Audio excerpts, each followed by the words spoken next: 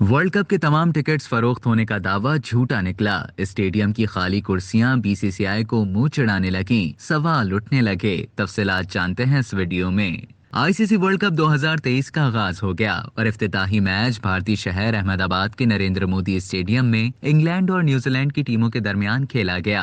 World cup matches शुरू होने से पहले ऑनलाइन बुकिंग वेबसाइट ने तमाम टिकट्स फरोख्त होने का दावा किया था, जो बज़ाहिर इफ्तिताही मैच में झूठा निकला। अहमदाबाद के नरेंद्र मोदी स्टेडियम में वर्ल्ड कप के इफ्तिताही मैच में खाली कुर्सियां भारतीय क्रिकेट बोर्ड को मुंह चिढ़ाने लगी, क्योंकि मैदान में तमाशाई न होने के बराबर थे। सोशल मीडिया पर भी शायकीन की जानिब से बीसीसीआई को शदीद तनकीद का निशाना बनाया जा रहा है और साथ ही मेगा इवेंट के इफ्तिताही मैच के दौरान खाली स्टेडियम की तस्वीर और वीडियोस शेयर की जा रही हैं। इंग्लैंड के वुमेन क्रिकेटर डैनियल व्हाइट ने भी वर्ल्ड कप के पहले मैच से मुताल्लिक बात करते हुए सोशल मीडिया पर सवाल पूछा कि क्राउड कहां है। दूसरी जानिब साबिक भारतीय क्रिकेटर वीरेंद्र सहवाग ने स्टेडियम में मुफ्त एंट्री का मुतालबा कर दिया। सहवाग ने मैच के आगाज के दौरान सोशल मीडिया पर बयान जारी करते हुए लिखा कि उम्मीद है कि दफ्तरी औकात के बाद फैंस स्टेडियम का रुख करेंगे।